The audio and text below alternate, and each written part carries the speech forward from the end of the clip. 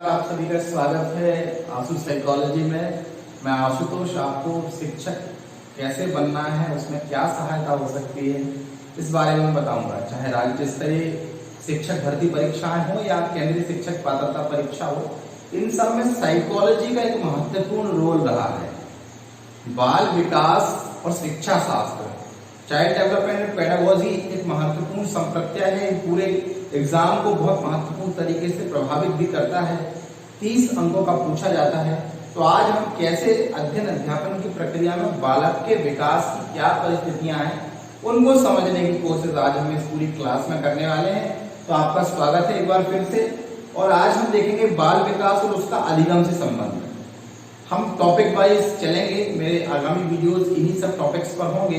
तो आज हम बात करेंगे बाल विकास और अधिगम में क्या संबंध है, बाल विकास होता क्या है और कैसे प्रभावित करता है अध्ययन अध्यापन की प्रक्रिया को। ये सारी चीजें हम निरंतर रूप से सीखेंगे।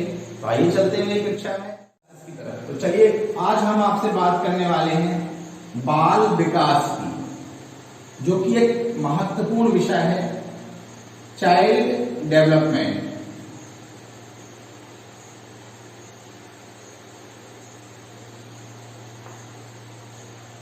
बाल विकास होता क्या है, तो हम सरल शब्दों में बाल विकास को सीखेंगे, समझेंगे।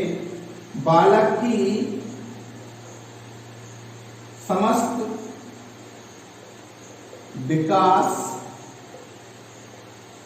संबंधी परिस्थितियों यानी कंडीशन या सिचुएशन का अध्ययन। सरल भाषा में बचपन के परिवर्तनों का मनोवैज्ञानिक अध्ययन। मनोवैज्ञानिक अध्ययन। तो बालक की समस्त विकास संबंधी परिस्थितियों का अध्ययन या बचपन के परिवर्तनों का मनोवैज्ञानिक अध्ययन। कुछ परिवर्तन हम सहजता से माप लेते हैं, कुछ परिवर्तन नहीं माप पाते हैं। अब हम जानते हैं विकास क्या है। ये तो हमने जाना कि बाल विकास, तो विकास गर्भ धारण से लेकर मृत्यु तक चलने वाली निरंतर प्रक्रिया है, कंटिन्यूअस प्रोसेस है। जो बालक का विकास है वो तो केवल एक आयु विशेष तक है, लेकिन जो विकास की प्रक्रिया है वो हमारे जीवन भर चलती रहती है। हम विकास में अपने आप को कहीं ना कहीं आगे बढ़ाते चले जाते हैं। तो बालक की समस्त विकास संबंधी परिस्थितियों का अध्ययन, बचपन के परिवर्तनों का मनोवैज्ञानिक अध्ययन ही बाल विकास है। अब हम किससे मानेंगे बालक? एक प्रश्न आता है कि ये तो जन्म मृत्यु तक चलने वाली प्रक्रिया है, तो बालक किसे मानेंगे? तो रॉस ने एक वर्गीकरण बताया है। उन्होंने कहा है 1 से 3 वर्ष शैशव अवस्था यानी इन्फेंसी, शैशव अवस्था, और 3 से 6 पूर्व बाल्यावस्था।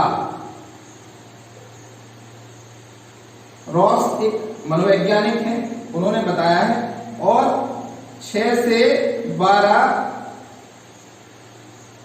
उत्तर बाल्यावस्था, और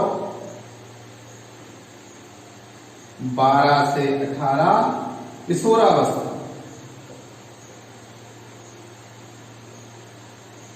इस प्रकार ये और भी अन्य मनोवैज्ञानिकों ने अपने अपने क्रम बताए हैं, पर मैंने आपको ये क्रम बताया। तो बहुत सारे मनोवैज्ञानिकों में थोड़ा सा एज को लेकर के कहीं ना कहीं उनके अंतर हैं, लेकिन सबने 12 वर्ष तक को बाल्यावस्था माना है। तो 12 वर्ष तक के बालक की 12 वर्ष तक के बालक की इन अवस्थाओं में से 12 वर्ष तक के बालक की जो विकास संबंधी परिस्थितियों का अध्ययन है, उनमें अब विकास, कौन सा विकास? अब हमने जान लिया कि बाल विकास की बात कर रहे हैं, पर कौन सा विकास? तो आइए जान लेते हैं बहुत सारे शब्द। अब इसमें से ये प्रश्न बन सकते हैं कि बाल विकास, बाल्यावस्था में जो कार्य है वो कितना है? तो आप पूर्व बाल्यावस्था बता सकते हैं कि 3 से 6 वर्ष होती है, 1 से 3 वर्ष शैशवावस्था होती है, 6 से 12 उत्तर बाल्यावस्था होती है और 12 से 18 किशोरावस्था है। चूंकि अभी हम चाइल्ड डेवलपमेंट की बात कर रहे हैं, तो अभी हम 12 वर्ष तक के विभिन्न प्रकार के विकासों को समझने की यहाँ पर कोशिश करेंगे। आइए जानते हैं कौन कौन से विकास है जो महत्वपूर्ण है। उम्मीद है आप सबने इसको देख लिया होगा और अपने पास नोट भी कर लिया होगा। तो अब हम देखते हैं कौन कौन से विकास हैं जो बहुत महत्वपूर्ण हैं। तो बाल विकास को समझने के बाद बहुत सरल तरीके से वो विकास कौन से हैं भाई। अब बाल विकास तो हो गया कि भाई आपने बता दिया बालक की 12 वर्ष तक की जो भी परिवर्तन होते हैं वो कौन से परिवर्तन हैं, तो वो विकास के आयाम कौन से हैं। तो पहला है, सबसे पहले हमारा शरीर विकसित होता है। जब हम जन्म लेते हैं, भ्रूण बनता है, जब गर्भाधान के बाद तो हमारा जब भ्रूण बाहर निकलता है तो एक बालक के रूप में निकलता है और वो बालक का पहला विकास है वो है शारीरिक विकास, यानी फिजिकल डेवलपमेंट। अब शारीरिक विकास के बाद आता है दूसरा कौन सा विकास? बौद्धिक, यानी इंटेलेक्चुअलिटी। इसी को हम देखेंगे मानसिक, यानी मेंटल डेवलपमेंट। और तीसरा है संज्ञानात्मक, यानी कॉग्निशन। ये मनोविज्ञान का बहुत महत्वपूर्ण शब्द है। हमारे दिमाग में मैपिंग होती है चीजों की। संज्ञानात्मक विकास यानी कॉग्निटिव डेवलपमेंट। मैं बायलिंगुअल रहूंगा तो आप लोग वो थोड़ा समझते भी जाइए, जो अंग्रेजी माध्यम में पढ़ रहे हैं उनके लिए भी थोड़ी सी सहायता होगी। और तीसरा होता है भाषा, यानी लैंग्वेज डेवलपमेंट, भाषा का विकास। तो ये भाषा का विकास है और भी बहुत से विकास हैं। सामाजिक विकास, बच्चा घुलना मिलना बात करना सीखता है, सामाजिक विकास। और सृजनात्मक विकास भी बालक के अंदर होता है और भी अन्य कई विकास होते हैं। इस प्रकार हम इन चीजों को समझने की कोशिश आज पूरे में करेंगे, क्योंकि अध्ययन अध्यापन की प्रक्रिया में स्टूडेंट टीचर्स के साथ जब हम पढ़ते हैं तो इन चीजों के साथ हमें काम करना पड़ता है। और सारे प्रश्न जो है बाल विकास के वो इन्हीं 5 प्रखंडों में से आते हैं, इन्हीं में से वो प्रश्न निकल करके आते हैं। शारीरिक विकास क्या है? तो बच्चे के शरीर का विकास। तो शरीर का विकास कैसे होता है? तो कहा जाता है मस्तकाधोमुखी, यानी सिर से लेकर के पैर तक का विकास होता है। दूर क्रम का विकास बताया जाता है, जिसमें पहले केंद्रीय अंगों के साथ दूर के अंगों का विकास होता है। बौद्धिक विकास में बच्चा चीजों को पहचानना, समझना, बात करना, देखना, चीजों को समझना। जैसे चंदा को देख करके बच्चा कहता है मुझे चंद्र खिलौना चाहिए, ऐसे बालक के अंदर विकास होते हैं। दूसरे का खिलौना देखता है तो कहता है हमें भी वही खिलाना चाहिए। तो फिर आता है भाषा का विकास। कौन से वोवल्स को पहले बोलता है, कौन से व्यंजन बोलता है, क्या उसकी परिस्थितियां होती हैं, स्वर क्या बोलता है वो। और सामान्य विकास में इसमें भावनात्मक विकास भी हम मान सकते हैं कि उसके साथ एक भावात्मक यानी सामाजिक विकास में वो रिश्तेदारों को पहचानना, मोहल्ले पड़ोस के साथ खेलना, घूमना, दोस्ती करना, ये उसके अंदर एक इमोशनल डेवलपमेंट भी यहाँ पर होता है। सोशल डेवलपमेंट के अंतर्गत उसका सामाजिकरण होता है। वो समाज में बालक निकलता है जन्म के बाद, पड़ोसियों के बच्चे साथ खेलता है, उनके नैतिक गुणों को भी सीखता है, उनके दूसरे गुणों को भी सीखता है बालक। और फिर आता है सृजनात्मक विकास, बालक चीजों को जोड़ना, बनाना, क्रिएटिव होता है। इस प्रकार ये पूरी जो प्रक्रिया है बहुत सरल है। हमने इसको बहुत जटिल बना लिया अपने दिमाग में, लेकिन आप सब है ना, अगर आप इसको बहुत अच्छे से पढ़ाई करेंगे, पूरी वीडियोस मेरे देखेंगे, तो आपका बाल विकास बहुत सरल तरीके से कंप्लीट होने वाला है। तो आप निश्चिंत रहिए, मेरी कक्षाओं को, मेरे वीडियोस को जरूर आप देखिए। और ये विकास का संबंध क्या है? अब एक संबंध आता है अधिगम से।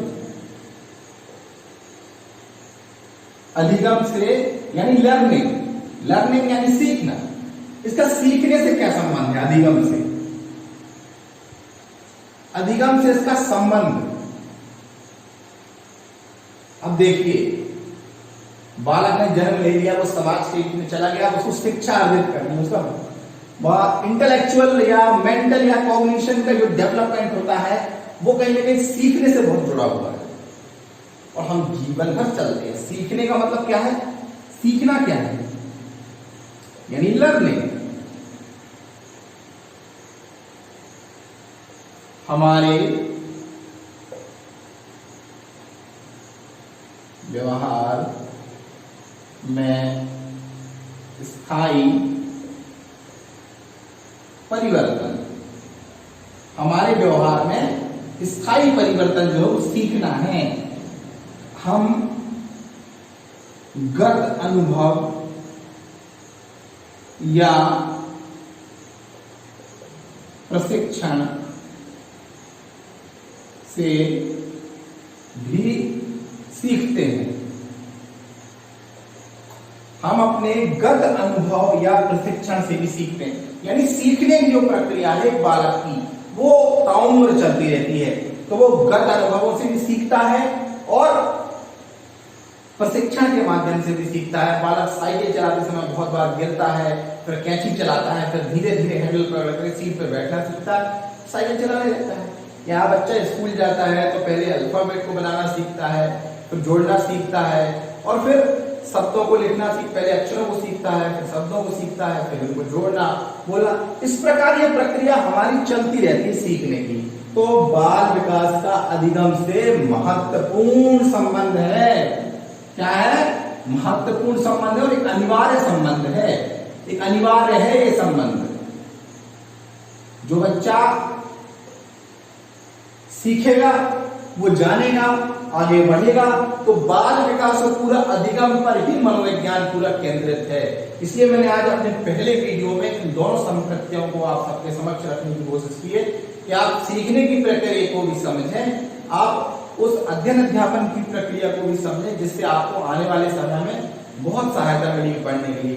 तो अगला वीडियो में बताऊंगा आपको इन सारी चीजों के बारे में कि ये प्रभावित कैसे होता है, इनके क्या क्या क्वेश्चंस बन सकते हैं, क्या चीजें होंगी। अगले वीडियो में आपको जरूर बताऊंगा। तो आज हमने जाना है बाल विकास और उसका अधिगम से संबंध। अधिगम एक महत्वपूर्ण प्रक्रिया है।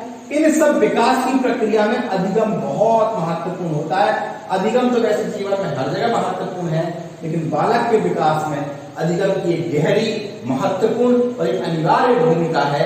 इस बात को हम आने वाले वीडियोस में और अच्छे से समझ पाएंगे। आप सब मेरे चैनल को लाइक, सब्सक्राइब करिए और देखते रहिए आशु साइकोलॉजी। नमस्कार।